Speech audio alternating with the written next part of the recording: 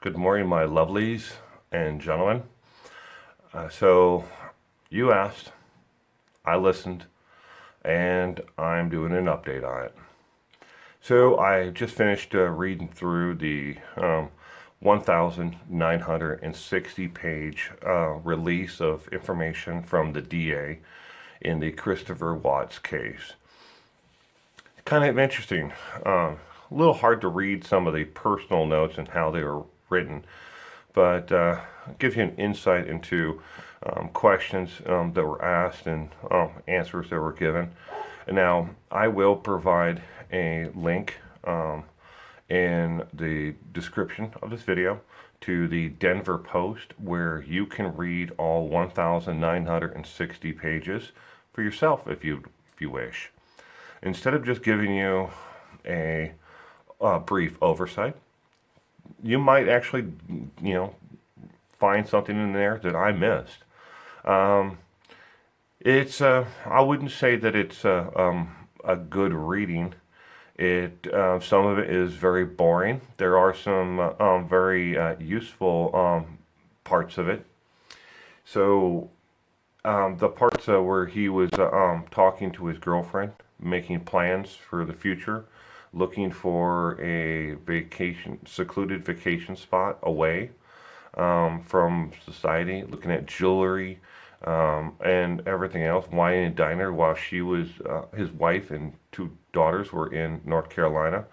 Um, and it does give it more insight into the relationship issues that Chris and Shanann were having. It briefly touches on the possible homosexual relationship. They interviewed him. They never said anywhere in the report that it was substantiated by any evidence at all. So, I mean, even the police report, and this is the DA's actual evidence, there isn't any proof. And besides that, they interviewed him, the guy said he had an on and off again relationship with Chris, and that was about it. No opinion was written in the report if they believed him or not. Um, but he was someone who was interviewed at one point during the investigation. So, you make your own conclusions there. I've made mine based on the fact that he lied. So, you know, maybe he's telling the truth. Maybe he just wanted to bolster his side of it and make him look like the victim. But he still lied.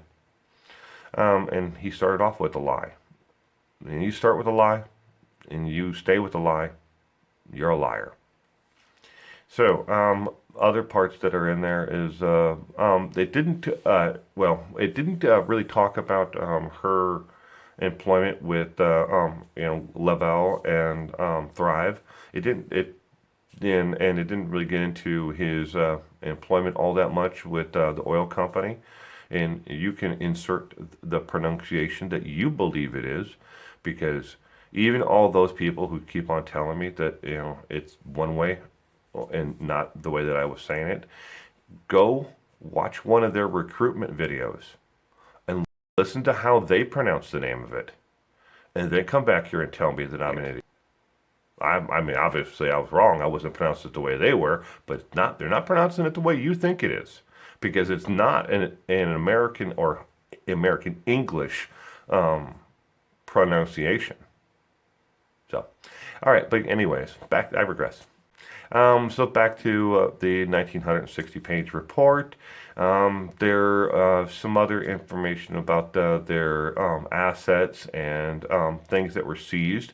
I did not see a forensics breakdown of the multiple computers that were taken from the home, and I do believe that the work laptop, the Dell laptop, was given back to the oil company, but I cannot confirm that. I believe they would have checked the hard drive or anything, before they actually did that. But I did not see a report from a computer forensic specialist in there anywhere. But they could have had it, but it could be something they just didn't include in what the DA released. I mean, I know there's other things they didn't release. There isn't a complete interview with the Atkins family is not in there. It touches on it briefly, but it does not go into the in-depth investigation and interview that they had with them, nor are some of the other interviews that they had with other people within the community that I know the detectives had spoken with. And I would assume while they were talking to them and they were writing notes that they actually had notes instead of just making a pen look like it was writing something down floating over paper. I would believe that those notes would are somewhere, but they're not in this actual report.